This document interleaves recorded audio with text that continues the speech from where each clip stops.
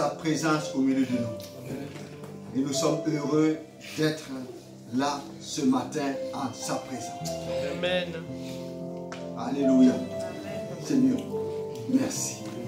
Gloire à Dieu. Gloire à Dieu. Alléluia. J'espère que vous allez bien. Amen. Merci encore de votre accueil. Merci Pasteur Israël de nous accueillir encore aujourd'hui. Nous sommes heureux d'être là. Et nous rendons grâce à Dieu pour vraiment ta vie et ton engagement. Nous rendons grâce à Dieu pour les frères et sœurs qui nous visitent, qui sont là. Nous rendons grâce à Dieu pour le peuple de Dieu. Et nous rendons grâce à Dieu pour son œuvre parmi nous. Dieu est en train de faire des grandes choses dont nous voulons lui être vraiment reconnaissants. Amen. Je voudrais que nous puissions partager ensemble la parole ce matin.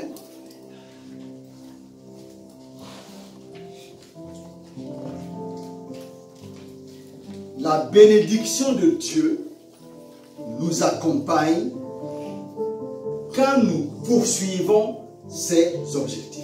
Amen.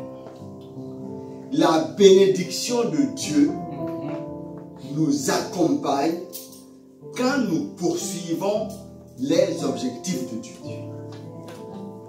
Nous n'allons pas passer le temps à égrener toutes les bénédictions de Dieu, mais nous voulons quand même établir une vérité qui est la vérité de la parole.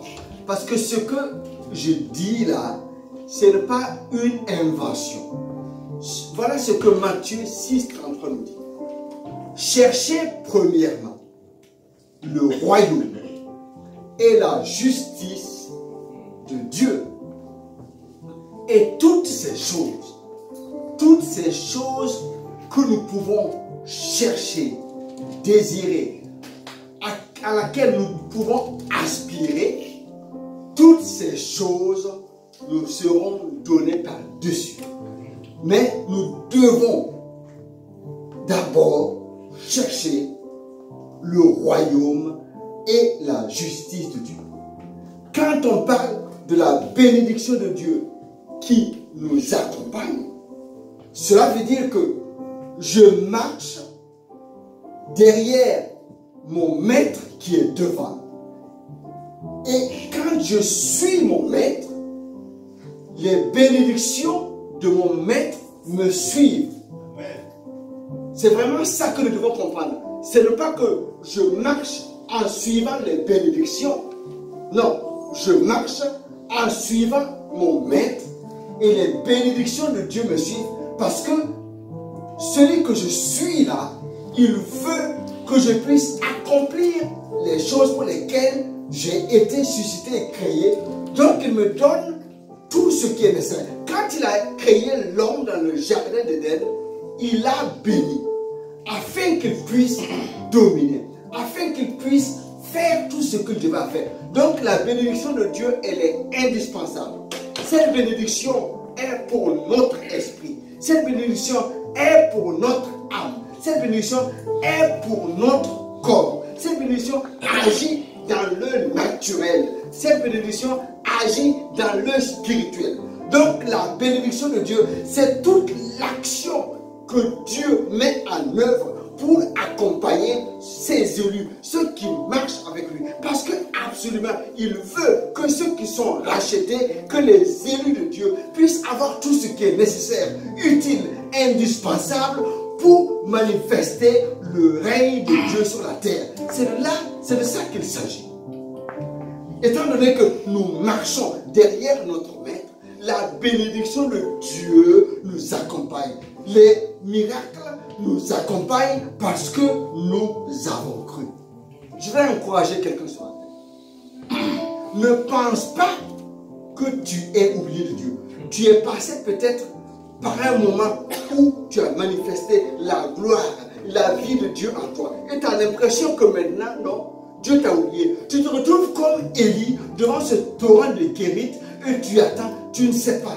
Mais Dieu connaît, sait où se trouvait Élie. C'est lui qui l'y a envoyé.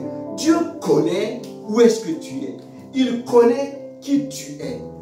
Quand vous imaginez ce que Dieu a fait pour Élie, il a envoyé ce corbeau qui régulièrement apportait de la nourriture à Élie.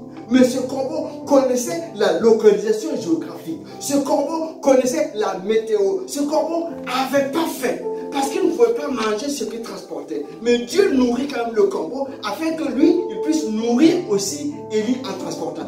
Dieu est un Dieu sage, intelligent. Je viens te dire ce matin, alors que tu es dans la présence de Dieu, ou bien alors que tu écoutes cette parole, qu'il y a ici plus qu'un corbeau. Amen. Il y a la parole de Dieu. Et si Dieu m'a mis à cœur de t'apporter une parole ce matin, c'est que cette parole doit te redonner de la force, afin que tu puisses marcher encore. Que cette parole doit te donner de la force, afin que tu puisses te renouveler. Merci Seigneur pour ces moments que nous avons eus de prière. Merci Seigneur pour ce qu'il a inspiré son serviteur, pour qu'il puisse être encouragé par la parole de Dieu ce matin. En introduction, je dirais, nous sommes dans une année bénie de Dieu. Amen. Yes. Une année bénie de Dieu. Et nous allons pour cela lire dans Luc 14, à partir du verset 18.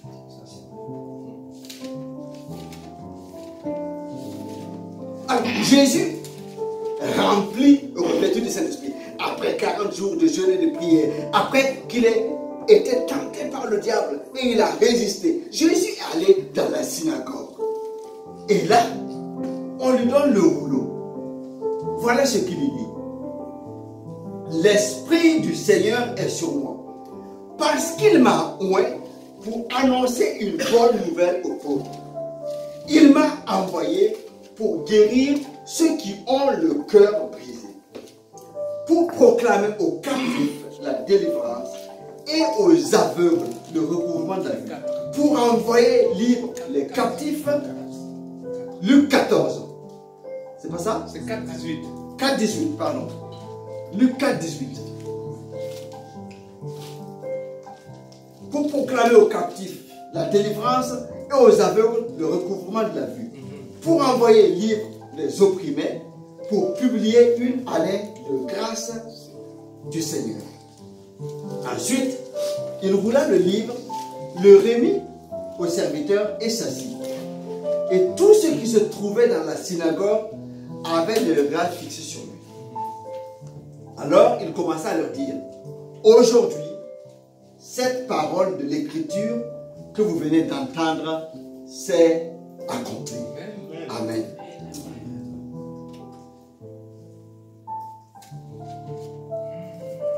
Jésus est venu annoncer une bonne nouvelle aux pauvres. Je suis venu t'annoncer une bonne nouvelle. Si tu es pauvre en esprit, je t'annonce une bonne nouvelle. Si tu es pauvre physiquement, je t'annonce une bonne nouvelle. La bonne nouvelle, c'est que le ciel a visité la terre. La bonne nouvelle, c'est que Jésus est descendu. Et je t'annonce aussi que Jésus est descendu pour guérir ton cœur brisé. Si ton cœur a été brisé par quelque raison, par quelque circonstance que ce soit, je t'annonce que Jésus, il a quitté son royaume de gloire pour venir restaurer ton cœur, pour que ton cœur brisé soit guéri. Il a payé pour cela, de telle sorte qu'il n'y ait plus de brisure. Même si ton cœur a été grandement brisé, Jésus, ce matin, vient guérir ton cœur. Il faut que tu acceptes la guérison qu'il te donne. Et quand ton cœur reçoit cette guérison, alors tu vivras la délivrance des captifs. Parce que tant que ton cœur n'est pas guéri, tu ne peux pas vivre cette délivrance. Mais si ton cœur est guéri, l'amertume quitte ton cœur, la tristesse quitte ton cœur, tous ces remords quittent ton cœur. Tu vis maintenant une liberté, tu vis maintenant une délivrance des captifs. Tu ne peux plus être captif de quelque situation que ce soit des situations dans ton corps, ou dans ton cœur, ou dans ta mentalité. Non, Jésus est venu délivré et que tu ne vives plus dans la captivité. Il est venu pour que les opprimés soient libres. Parce que quand tu marches, il peut y avoir toujours de l'oppression à gauche et à droite. Mais qu'importe, il veut que tu marches librement. Pas parce qu'il n'y a pas d'oppression, mais tu marches avec la force qu'il te donne, de telle sorte que l'oppression n'a pas d'emprise pour toi, pour te retenir. Tu marches parce que tu es libre en lui. En toi, tu as la liberté. En toi, tu vis la liberté. Dehors, il peut y avoir des situations difficiles, mais qu'importe, tu marches et tu es libre. Cette année, les oppressions que tu vis, ce que Dieu te dit ce matin, tu marches dans la liberté de Christ. On est dans une liberté sur le plan spirituel, même sur le plan physique. Il y a des choses qui peuvent arriver, mais qu'importe, ces oppressions te montreront que tu marches dans la liberté parce que Dieu lui-même, il t'accompagne. C'est une année de grâce du Seigneur. C'est lui qui l'a décidé ainsi. C'est une année de grâce, une année de capacité, une année de faveur. Même si cette année, ça a commencé difficilement, Dieu va te montrer encore qu'il est fidèle, comme notre pasteur nous l'a rappelé. C'est une année au cours de laquelle quelque chose va se passer. Amen. Et quand Jésus a fini de lire le rouleau, il a dit, aujourd'hui, cette parole s'est accomplie. À ce moment, il n'est pas encore allé jusqu'à la croix. Et donc, je viens te dire, aujourd'hui, cette parole s'est accomplie. Parce qu'il a accompli cela. Et à la croix, il a dit, tout est accompli. Ce que je suis venu faire là, je l'ai fait. Ce que je suis venu donner, c'est ma vie que je suis venu donner, je l'ai donné, afin que tu aies la vie. Donc, je l'ai accompli. Je viens que nous soyons encouragés ce matin. Donc, je disais, il y a plus qu'un corbeau ce matin. Je suis là pour apporter ce que tu as mis sur mon corps, mon cœur. Même si je suis imparfait dans ce que j'annonce, je sais que c'est la parole de Dieu que j'annonce. Et j'ai demandé à Dieu de telle sorte que cette parole, puisque c'est la sienne, que cette parole fasse du bien à nos cœurs, que cette parole fasse du bien à nos corps, que cette année, nous puissions vivre quelque chose de nouveau. Merci Seigneur pour 2023, mais merci Seigneur parce que 2024 est là pour que nous puissions vivre encore de grandes choses. Jean 10, le voleur ne vient que pour dérober, égorger et détruire. Jésus dit, moi je suis venu afin que les brebis aient la vie. Et nous savons comment il a fait. Il a donné sa vie. Il a donné sa vie pour ses brebis. Il a donné sa vie pour nous. Il a donné sa vie. Et quand nous avons la vie de Dieu, cette vie de Dieu nous donne de vivre dans l'abondance. La vie de Dieu nous est donnée pour que nous puissions vivre dans l'abondance. La lumière de Dieu nous est donnée pour que nous puissions vivre dans l'abondance. La parole de Dieu nous est donnée pour que nous puissions vivre dans l'abondance. Dans l'abondance sur tous les plans. Dans la richesse de sa connaissance. Dans l'onction qu'il nous donne.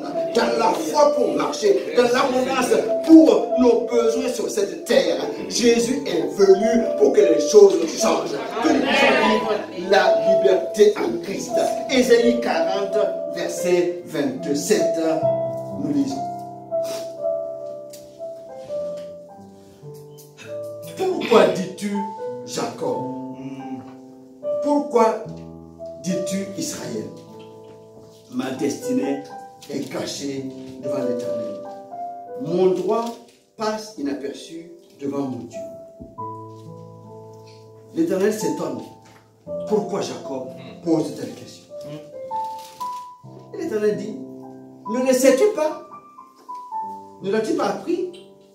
C'est le Dieu d'éternité. L'Éternel qui a créé les extrémités de la terre.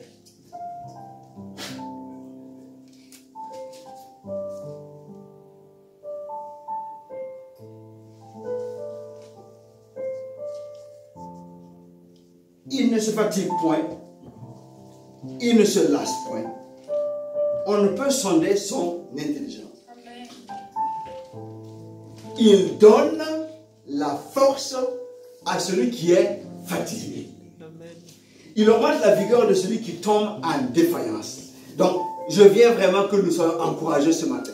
Parce que si tu te sens fatigué, ou bien même si tu es comme en défaillance, tu estimes que tu n'as plus aucune énergie, tu n'as plus aucune force, ça tombe bien.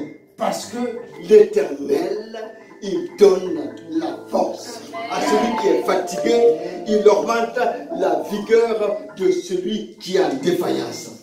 Les adolescents se fatiguent et se lassent, et les jeunes chancellent. On aurait dit, non, puisqu'ils sont jeunes, qu'ils sont adolescents, ils ont la force tout le temps. Non, même les adolescents et les jeunes se fatiguent. Mais, verset 31, mais ceux qui se confient en l'Éternel, mais ceux qui se confient en l'Éternel, quel que soit ton âge physique, quel que soit ton âge spirituel, ce n'est pas ça qui est important. Tu peux connaître Dieu depuis 30 ans, ce n'est pas ça qui importe. Tu peux connaître Dieu depuis que hier, ce n'est pas ça qui importe. Ceux qui se confient, pourvu que tu te confies à l'Éternel, ceux qui se confient à l'Éternel renouvellent leur force. Ceux qui se confient à l'Éternel renouvellent leur force. Ce n'est pas juste une batterie que l'on met et voilà, et la charge est tout le temps. Non, non. Ce que Dieu veut nous dire, c'est une force qui est renouvelée. Amen. Parce qu'elle doit être adaptée en fonction des circonstances en face. Les bontés de l'Éternel, c'est pareil. Elles se renouvellent chaque matin. Afin qu'en fonction des circonstances, en fonction du besoin, tu aies la bonté, la force qui est adaptée. Donc, ceux qui se confient à l'Éternel renouvellent leur force. Ils prennent le vol comme les aigles. Ils courent et ne se lassent pas. Ils marchent et ne se fatiguent point. C'est ce que Dieu veut pour chacun de nous en cette année. Et nous allons nous confier à l'Éternel. Nous allons nous appuyer sur lui. Nous allons rester fermes sur ce rocher qui est inébranlable. Même s'il y a le vent, même s'il y a la tempête, nous n'allons pas baisser les bras. Nous n'allons pas nous décourager. Nous n'allons pas promener des regards inquiets. Ce n'est pas le moment de pleurer, comme le disait le pasteur. Ce n'est pas le moment de passer le temps dans les causettes inutiles. C'est le moment de nous confier à l'Éternel pour renouveler nos forces. Parce que les temps peuvent être durs. Quand on parle des temps durs, où la société qui devient un peu plus mauvaise, on peut toujours avoir des craintes, mais nous devons savoir que quand le mal va toujours croître, la grâce, la bonté de Dieu va encore surabonder. Donc, nous pouvons être confiants parce que dans les mois les plus difficiles, Dieu ne nous abandonnera pas, que ce soit individuellement ou collectivement. Amen. Que le nom du Seigneur soit béni. Je n'ai pas oublié mon titre, la bénédiction de Dieu nous accompagne quand nous poursuivons ses objectifs. La bénédiction de Dieu nous accompagne quand nous poursuivons les objectifs. Je ne vais pas aussi là citer des objectifs en disant voilà, ce sont ces objectifs-là que nous allons suivre. J'espère que vous allez quand même me suivre parce que j'ai un objectif à atteindre. Marc, chapitre 10, verset 46. Se distinguer de la foule. Se distinguer de la foule. Oui. Restez avec moi, ne dormez pas. Se distinguer de la foule. C'est l'histoire de Bartimée. Allez, on y va. Ils arrivèrent à Jéricho. Et lorsque Jésus en sortit avec ses disciples, une assez grande foule,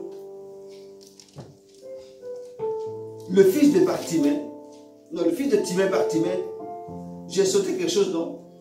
Mendiant aveugle était au bord du chemin. C'est ça? C'est ça. Il entendit que c'était Jésus de Nazareth et se mit à crier. Fils de David, aie pitié de moi. Plusieurs le reprenaient pour le faire taire, mais il criait beaucoup plus fort. Fils de David, aie pitié de moi. Jésus s'arrêta et dit, appelez-le. Ils appelèrent l'aveugle en lui disant, prends courage, lève-toi et t'appelle. L'aveugle jeta son manteau et se leva d'un bond, vint vers Jésus. Jésus prenant la parole lui dit, que veux-tu que je te fasse? Rabouni, lui dit l'aveugle, que je recouvre la vue. Et Jésus lui dit, va, ta foi t'a sauvé. Et aussitôt, il recouvra la vue et suivit Jésus dans le chemin. C'est une histoire que nous connaissons. Regardez, frères et sœurs, Jésus, il marche dans les rues. Il a quitté Jéricho. Et comme j'aime à dire, il n'est pas dans une balade touristique.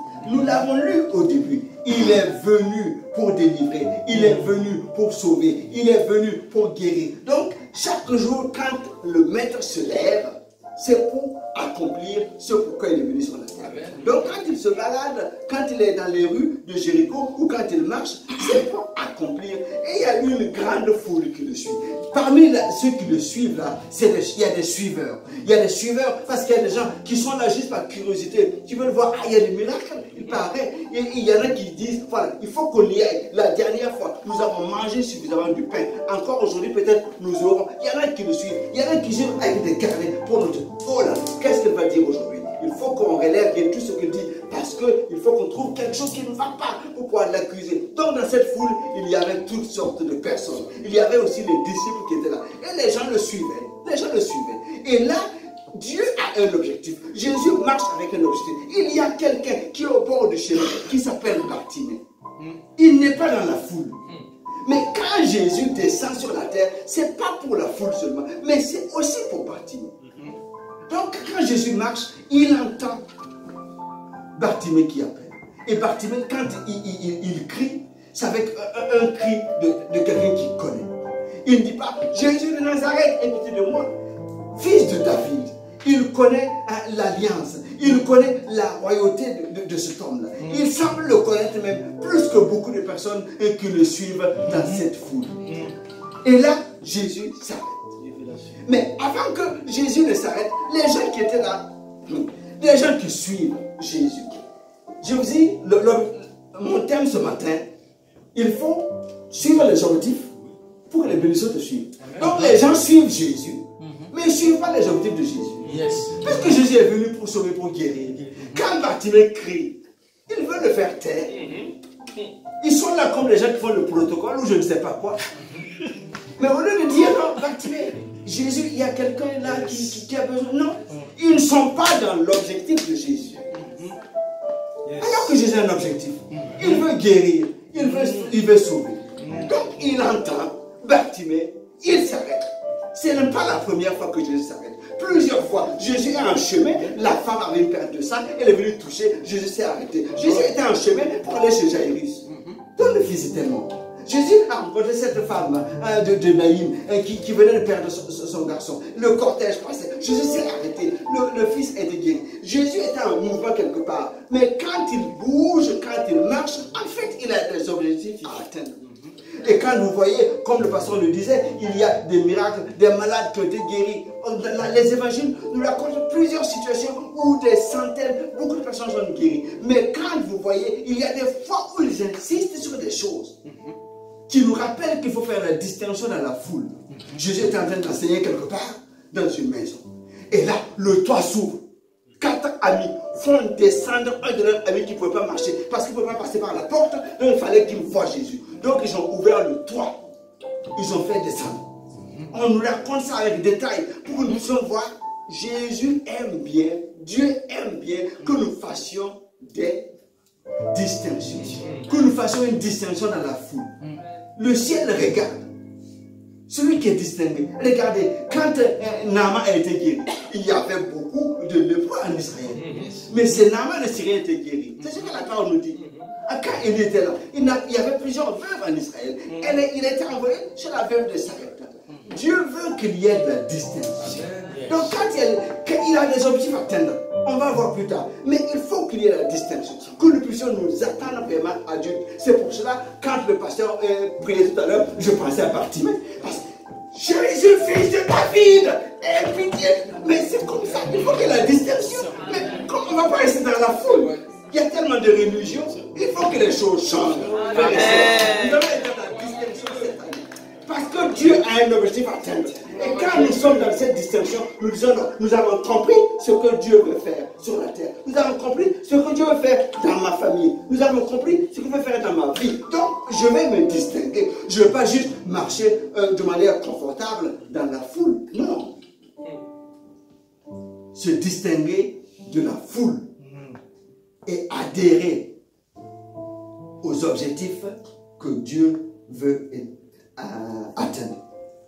L'histoire de Bartimée, on n'a pas trop le temps pour rester dessus. Bartimée n'a jamais vu le miracle. Vous êtes là? Bartimée n'a jamais vu le miracle.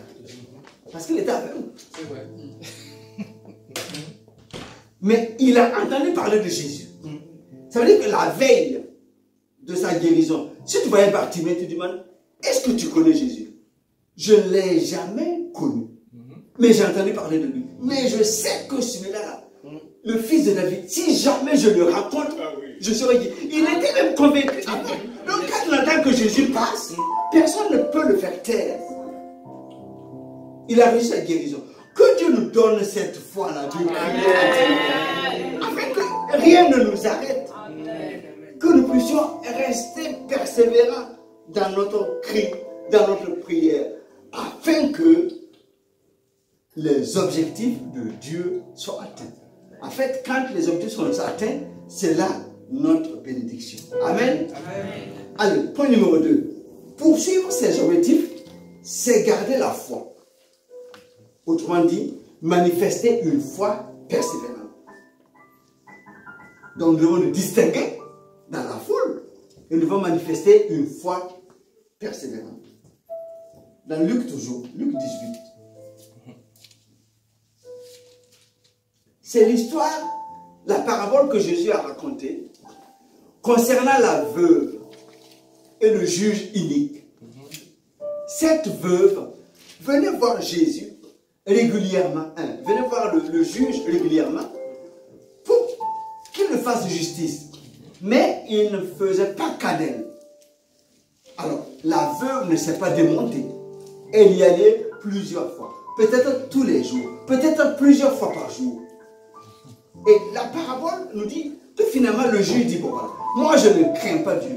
Mais tellement cette veuve vient me casser la tête, je vais lui rendre justice pour avoir un peu la paix. Et nous lisons maintenant Luc 18 à partir du verset 7. Et Jésus qui conclut en disant, et Dieu ne fera-t-il pas justice à ses élus qui crient à lui jour et nuit? Et tardera-t-il à leur égard? Donc Dieu dit non. Jésus a dit non. En fait, Dieu ne va pas tarder. Pour celui qui crie à lui jour et nuit. Et le verset 8 nous dit, je vous le dis, il leur fera promptement justice. Et il continue en disant, mais quand le Fils de l'homme viendra, trouvera-t-il la foi sur la terre? C'est la question qui est posée. Frères et sœurs, si nous voulons vivre la promptitude de l'exaucement, je vais plus loin. Si nous voulons vivre l'accélération divine, ce n'est pas le moment de coucher, ce n'est pas le moment de dormir, ce n'est pas le moment d'abandonner, c'est le moment de persévérer dans la prière. Donc, persévérer dans la prière manifeste la... C'est ce que nous avons lu. En fait, cette veuve, puisqu'elle a persévéré, elle est une foi persévérante, même celui qui ne connaît pas Dieu, celui qui représente quelqu'un qui n'a pas la crainte de Dieu, a quand même fait justice. Et Dieu qui est bon, et Dieu qui est notre Père, si nous persévérons dans la prière, si nous persévérons dans notre foi, Jésus est en train de nous dire, il ne tardera pas. Il exaucera promptement. Amen. Donc la clé pour avoir un exaucement rapide, accéléré, prompt, c'est de persévérer dans la prière. Amen. Mais pourquoi Dieu fait cela? C'est parce que, en fait, son objectif, donc je suis dans les objectifs de Dieu, c'est que nous puissions vivre une voie persévérante. Une foi persévérante. Il veut que nous puissions avoir une foi qui persévère. C'est pour cela qu'il permet les épreuves, les difficultés qui arrivent. Mais ce n'est pas pour nous décourager. Ce n'est pas pour que nous puissions abandonner. C'est pour qu'il puisse dire, voilà, j'ai mes enfants sur la terre. Quel que soit le temps, je sais qu'ils sont ancrés dans la foi. Je sais qu'ils me font confiance. Donc Dieu, pour tester cela, veut que nous puissions vivre une foi persévérante. Donc ça fait partie des objectifs de Dieu. Que nous puissions nous distinguer de la foule. Mais notre objectif, Jésus dit, est-ce que je vais trouver la foi sur la terre? Oui, nous allons répondre, oui Seigneur, tu vas trouver la foi en nous. Nous allons persévérer dans la foi. En cette année, nous allons persévérer persévérer dans la foi. L'année prochaine, tant que nous aurons la vie, tant que nous aurons sur la terre, nous allons persévérer dans la foi. C'est ce que Dieu veut que nous puissions. Son objectif, c'est que nous puissions persévérer dans la foi. Yes. Persévérer dans la foi permet à Dieu de manifester ce qu'il a prévu par avance. Troisième point. Honorer et adorer le maître malgré tout.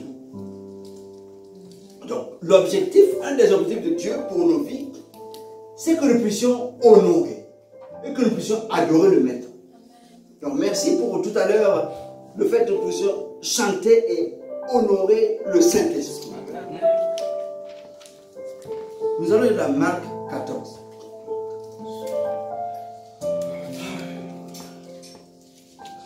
À partir du verset 3.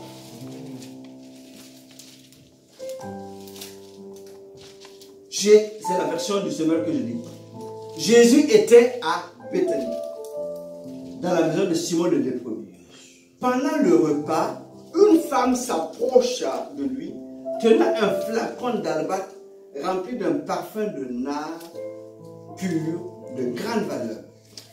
Il cassa le col du flacon et répandit le flacon sur la tête de Jésus. Quelques-uns s'en indignèrent et murmurèrent entre eux: pourquoi gaspiller ainsi ce parfum? On aurait pu le vendre et en tirer plus de 300 pièces d'argent qu'on aurait donné aux pauvres. Et ils ne ménagèrent pas leurs reproches à cette femme. Mais Jésus dit: laissez-la donc tranquille. Pourquoi lui faites-vous de la peine? Ce qu'elle vient d'accomplir pour moi est une belle action.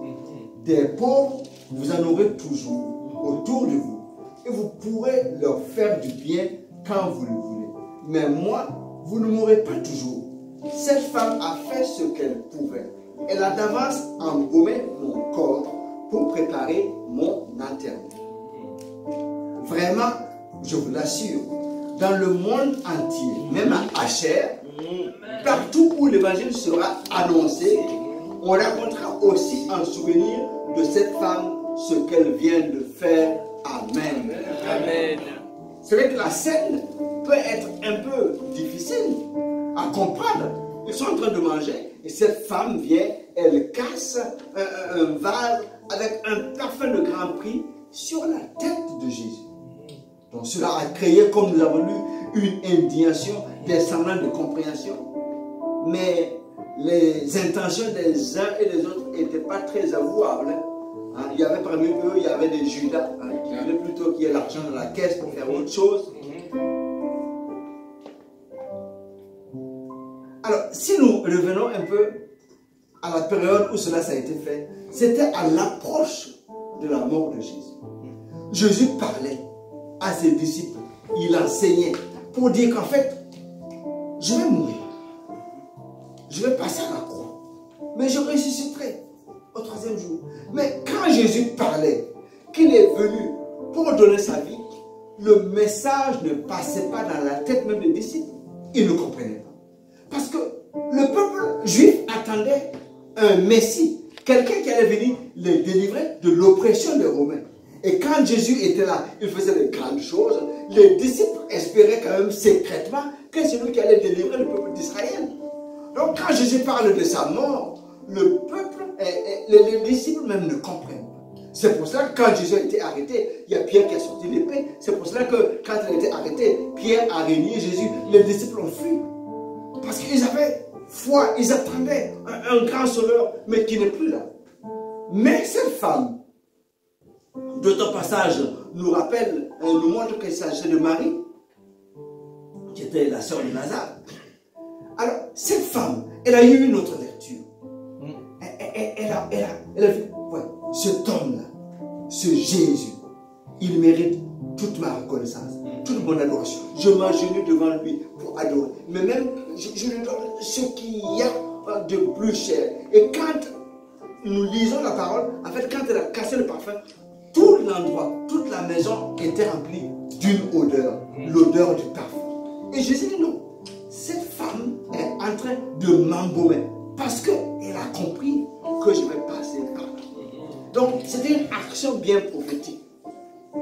Je dis ça parce que, en fait, c'était le principal objectif pour lequel Jésus est descendu. C'est pour aller à la croix. L'objectif de Jésus, quand il est venu sur la terre, c'est pour aller à la croix. Mais quand Jésus annonce à ses disciples, mon objectif, c'est d'aller à la croix, c'est de mourir. Même les disciples ne comprennent pas. Ils n'arrivent pas à percevoir cet objectif de Dieu. Mais cette femme a compris. Et cette femme a honoré son maître. Cette femme a accompagné son maître dans son objectif. Quand les disciples ont fui, il y a eu deux personnes. Il y a eu Joseph d'Arimathée. Il y a eu aussi Nicodème, qui sont venus pour s'occuper du corps de Jésus, pour l'honorer, pour l'amener jusqu'au tombeau. Vous me suivez ce matin? Amen.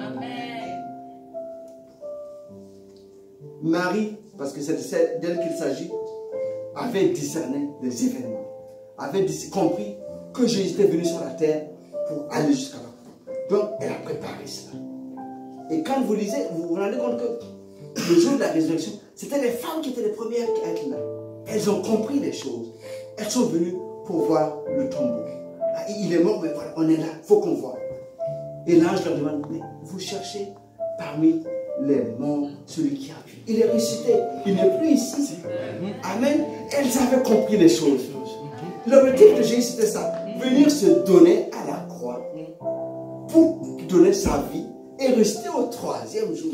Mais c'était un objectif difficile à accepter. Les disciples et bien d'autres auraient été contents que Jésus vienne, il fait des miracles et tout est bien. Et après, les Romains s'en vont, il est élu roi, voilà tout. Non, Jésus n'est pas venu pour un royaume physique. Il est venu pour le royaume de Dieu, mais c'est un royaume spirituel. Mais si tu as compris ça, tu coopères avec le plan de Dieu. Tu coopères, même si tu sais que le maître va à la mort, tu accompagnes cet objectif-là. C'est important de le comprendre parce qu'il y a des moments où, quand dans notre vie, nous avons l'impression que le maître n'est pas là, que le maître il est distant. Mais il faut quand même honorer ce maître-là. S'il n'y avait pas cet honneur-là, les gens n'allaient pas aller dans le feu à cause de ce nom-là. Non, les gens sont allés, ils ne l'ont pas vu, ils sont allés dans le feu. Daniel et ses compagnons ont vu le secours de Dieu. Mais il y a d'autres qui ont été mangés par les lions, ils n'ont pas vu Dieu venir les délivrer. Ils ont été brûlés par le feu, ils n'ont pas vu Dieu venir les délivrer. Mais ils ont honoré ce Dieu-là. Même si ce Dieu semblait loin. Leur vue était comme un parfum. Et parmi ceux qui étaient en train de tuer ces premiers chrétiens, plusieurs ont été frappés par leur engagement. Et plusieurs ont été touchés. Ce n'est pas possible. Mais ils se laissent mourir pour un Dieu qu'ils ne voient pas. C'est qu'il y a quelque chose qui doit être fait quelque part. Le parfum. En réalité, quand cette femme a cassé son vase, c'est pour nous dire en fait que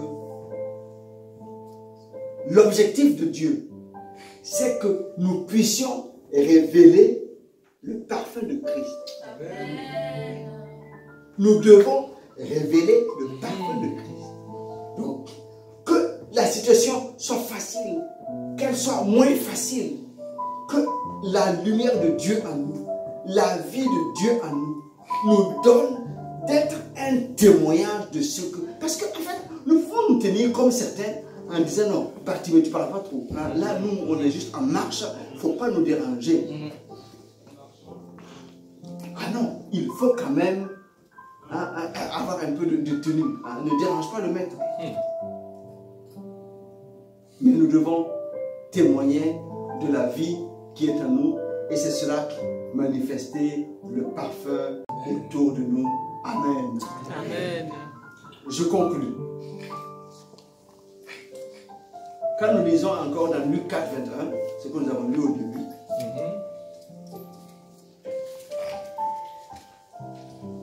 Jésus commença à leur dire, aujourd'hui, cette parole de l'Écriture que vous venez d'entendre est accomplie. Cette parole de l'Écriture s'est accomplie. Donc, que la vérité de la parole s'accomplisse dans nos vies en cette année. Amen. Parce que la parole est la vérité. Que cette vérité-là s'accomplisse dans nos vies en cette année. Fais de l'Éternel tes délices et il te donnera ce que ton cœur désire. Faisons de l'Éternel nos délices en cette année. Et il nous donnera ce que nous désirons. Nous relisons Marc 10, 53. Quand Bartimée a été guéri, voilà ce que nous disons, aussitôt il recouvra la vue et reprit son chemin, partit s'asseoir pour mendier. Est-ce qu'on est d'accord? C'est moi si vous êtes avec moi ou bien vous dormez là. Je ne suis pas d'accord. Non, il avait jeté son manteau. Quand il a été guéri, qu'est-ce qu'il a fait? Sur le chemin, il suit Jésus. Mais il a les yeux ouverts et maintenant il suit Jésus.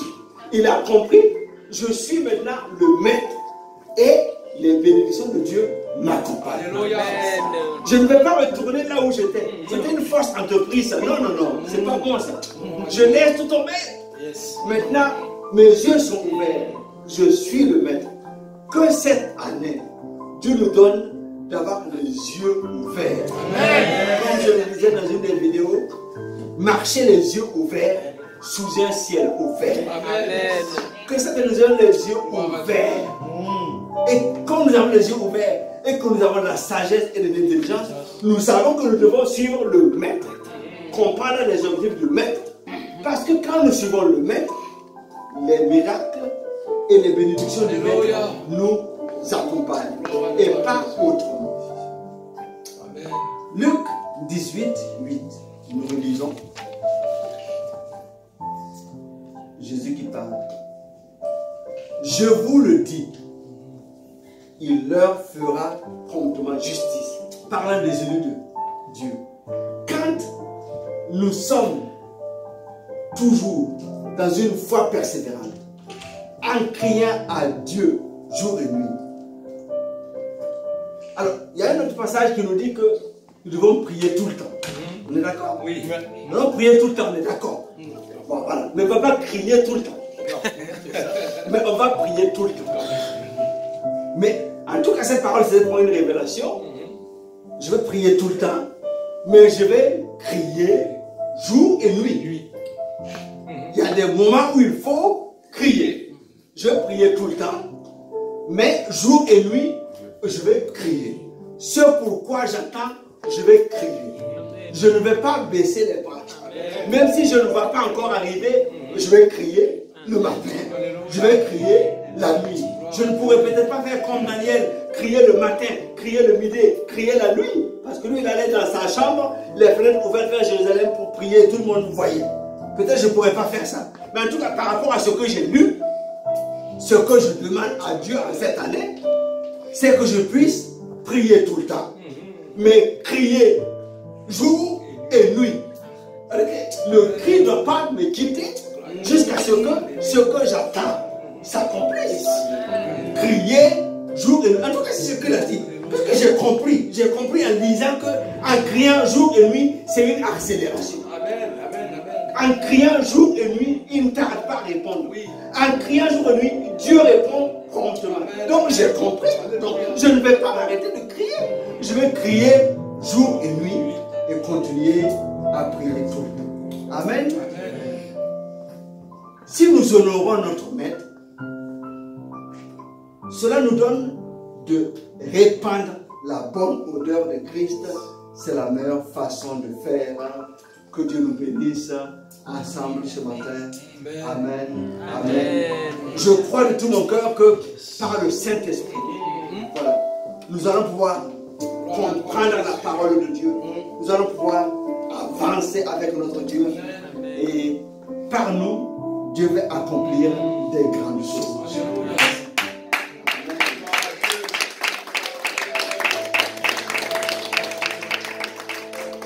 Avant de terminer, j'ai une notion que je voulais partager avec vous que je n'ai pas dit tout à l'heure. Bartimée s'est considéré comme un champ de mission. J'explique. On dit que Jésus est venu sur la terre pour accomplir les choses. Mais lui, il n'est pas en dehors. Il a dit, bon, si Jésus est venu, si le fils de David est venu, moi, je suis concerné. Donc, je suis au bord de la route, mais non. C'est d'abord moi. Moi, je suis concerné. Donc, quand il crie, il dit, fils de David, aie pitié de moi. Donc, il se constitue, suivez mon frère, comme étant lui-même un champ de mission. Jésus est venu sur la terre pour une mission. Il dit, bon, voilà, moi, Bartimée, moi, je suis d'abord un champ de mission. Donc, Jésus ne passe pas. Il faut que la mission pour laquelle tu es venu soit accomplie en moi. Je suis un champ de mission. Donc, en pensant à cela, nous devons, dans notre prière, dire, bon, voilà, puisque Dieu a des objectifs à atteindre, il faut que ces objectifs-là soient atteints d'abord en moi. Je me considère comme étant un champ de mission. Jésus est venu sur la terre pour que quelque chose se passe dans ma vie. Donc il faut que ça soit fait. Et quand le champ de mission est touché par Dieu, c'est comme la graine qui tombe dans la bonne terre, ça produit beaucoup de fruits, ça produit du bon fruit. Maintenant, quand cela est fait, je vais avoir une meilleure vision pour l'extérieur.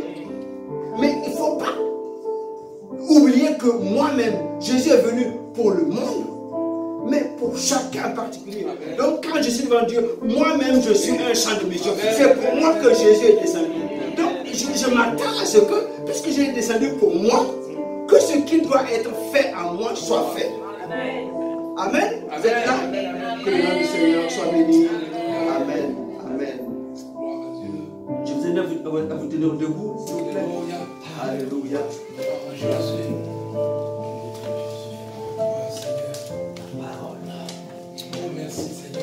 Alléluia, nous allons prier. Merci Jésus. Si vous voulez bien. Merci. Les frères, vous allez m'aider dans la prière. Alléluia. Alléluia. Nous allons prier. Ce que nous voulons dire d'abord à Dieu,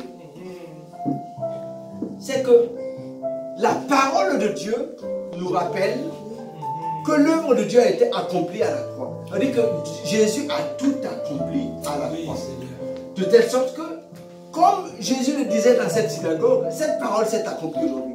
Que nous puissions, dans notre être intérieur, savoir que, en fait, l'œuvre a été accomplie pour nous. Ce que Jésus est venu annoncer, la bonne nouvelle de guérison, la bonne nouvelle de délivrance, la bonne nouvelle de marcher dans la liberté, dans la bonne nouvelle de recouvrement de la vie, tout ça, ça a été accompli à la croix. Donc, dans un premier temps, nous voulons rendre grâce à Dieu. Parce que c'est quelque chose qui est possible parce que Jésus l'a fait. Nous voulons rendre grâce à Dieu. C'est quelque chose qui est possible parce que Jésus l'a fait. S'il ne l'avait pas fait, nous ne pourrions pas. Maintenant, comme il l'a fait à la croix, nous allons rendre grâce à notre Dieu parce que cette parole s'est accomplie pour chacun de nous. Alléluia. Merci notre Dieu pour l'œuvre de la croix. Merci notre Dieu pour l'œuvre de la croix. Merci notre Dieu. Merci. Tout a été accompli. Notre liberté a été accomplie. Notre guérison a été accomplie. Notre délivrance a été accomplie. La liberté a été accomplie. La guérison des cœurs a été accomplie. La guérison des corps a été accomplie. Dans le monde, la délivrance a été accomplie. Alléluia. Jésus a payé.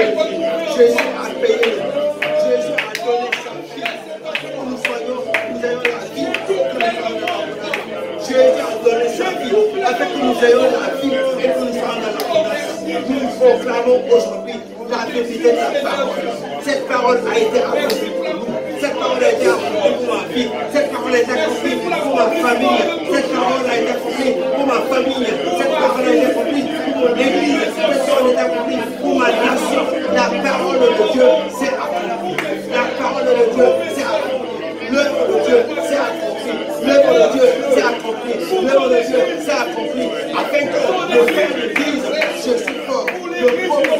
Je suis riche. L'œuvre de Dieu a été accomplie. Jésus a accompli l'œuvre. Jésus a accompli l'œuvre. Il a vaincu la mort et le séjour des morts. Il a vaincu la mort et le séjour des morts. Il a triomphé des principautés. Alléluia. L'œuvre de Dieu a été accomplie. L'œuvre de délivrance. Le diable a été vaincu. Alléluia. À la croix, l'œuvre a été accomplie. À la croix, l'œuvre a été accomplie. À la croix, l'œuvre a été accomplie. L'œuvre de guérison a été accomplie. L'œuvre de bénédiction a été accomplie. L'œuvre de restauration a été accomplie. À la croix, l'œuvre a été accomplie. Nous voulons te bénir, notre Dieu. Oh, gloire à ton nom. Oh, gloire à notre Dieu. Oh, sois loué. Sois loué. Dans le nom de Jésus. Sois loué. Sois loué. Dans le nom de Jésus. Alléluia. Bénissons ton nom, Jésus. Alléluia. Alléluia. Amen. Cette année, nous voulons demander à Dieu. Vraiment, il est important que nous puissions avoir les yeux ouverts afin de suivre notre maître. S'il veut que nous allions à droite, que nous allions à droite. S'il veut que nous allions à gauche, que nous allions à gauche. S'il veut que nous fassions une pause quelque part, que nous fassions une pause. S'il veut que nous puissions accélérer quelque part, que nous puissions accélérer. Nous voulons suivre notre maître. Nous ne voulons pas juste faire ce que nous pensons bien, mais prendre le temps de comprendre ce que notre maître veut. Vraiment que le Saint-Esprit aiguise nos oreilles, que le Saint-Esprit nous ouvre les yeux sur les œuvres que notre maître fait, sur notre Seigneur fait, afin que nous puissions suivre. Cette année, nous voulons suivre notre maître. Encore de manière plus précise que l'année dernière. Prions ensemble dans le nom de Jésus. Oh Saint-Esprit, aide-nous. Nous voulons suivre notre maître. Saint-Esprit, aide-nous. Nous voulons suivre notre maître. Saint-Esprit, conduis-nous. Saint-Esprit, conduis-nous dans les voies de la vérité. Conduis-nous dans les voies de la vérité. Alléluia. Priez, priez, avec le Saint-Esprit nous conduise. Que le Saint-Esprit te conduise. Que le Saint-Esprit t'éclaire. Que le Saint-Esprit te conduise. Que le Saint-Esprit t'éclaire. Que le Saint-Esprit te conduise dans le nom de Jésus. Que tu sois conduit par le Saint-Esprit. Que tu sois conduit par le Saint-Esprit. Que tu sois conduit par le Saint-Esprit. Alléluia. Que tu sois enseigné par le Saint-Esprit. Que tu sois enseigné par le Saint-Esprit. Que tu sois éclairé par le Saint-Esprit. Alléluia. Que dans ton cœur, il y ait la clarté de ce que tu veux faire. Dans le nom de Jésus. Père, oh Père, oh Père.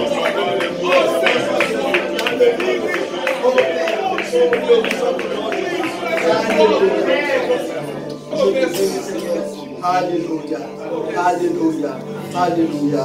Nous allons demander à Dieu de nous aider à persévérer dans la prière, à crier à lui et à nous attendre à lui. Vraiment, que nous soyons encouragés, non, que nous ne nous décourageons pas. Parce que quand nous prenons un engagement avec Dieu, il y a toujours, dans les moments qui vont venir, des contre-coups qui peuvent nous décourager. Non, ne nous décourageons pas. Le Saint-Esprit est avec nous. Nous allons encore lui demander de nous renouveler, renouveler notre force, renouveler notre foi, renouveler notre joie, renouveler notre paix, renouveler vraiment sa connaissance à nous, afin que cette année, rien ne nous arrête, que nous puissions vraiment avancer avec notre Dieu. Nous voulons vraiment persévérer, persévérer et persévérer. Prions. Alléluia. Oh, nous voulons persévérer. Nous voulons persévérer. Nous voulons persévérer. Nous voulons persévérer. Nous voulons persévérer.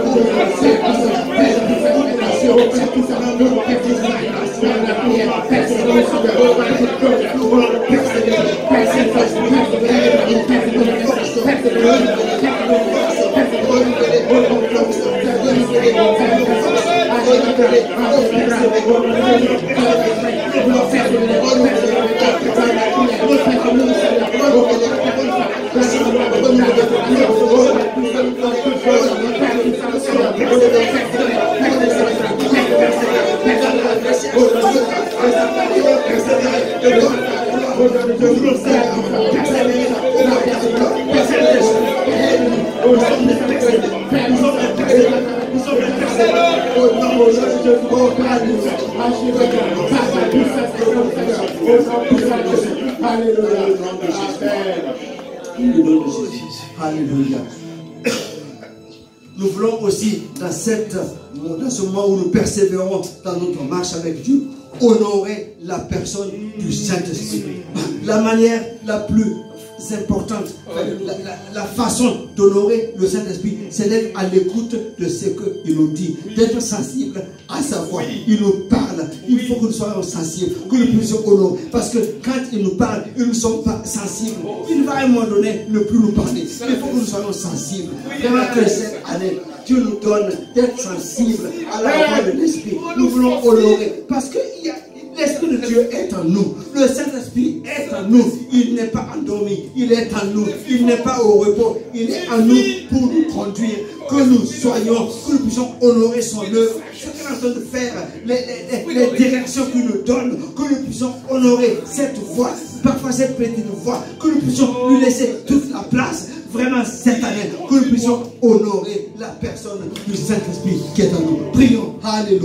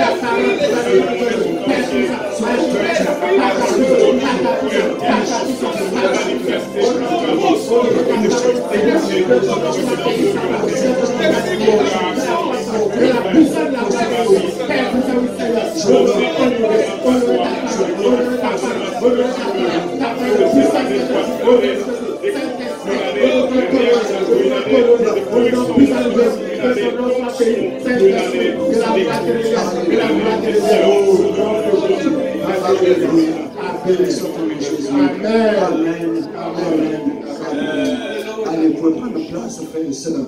Que le musicien soit béni. Amen. Amen. Voilà, j'arrive à la fin. Prière finale. Alléluia. Amen. J'ai voulu que nous puissions faire cette prière finale en personnalisant. Avec une foi profonde, proclamons ensemble. Éternel mon Dieu. Éternel mon Dieu. Je suis dans la joie. Je suis dans la joie. Pour cette année de grâce. Pour cette année de grâce. Que tu me donnes de vivre. Que tu me donnes de vivre. Je désire ardemment. Je désire ardemment. Poursuivre. Atteindre tes objectifs. Et atteindre tes objectifs. Je désire ardemment poursuivre et atteindre tes objectifs. Je désire ardemment poursuivre et atteindre tes objectifs.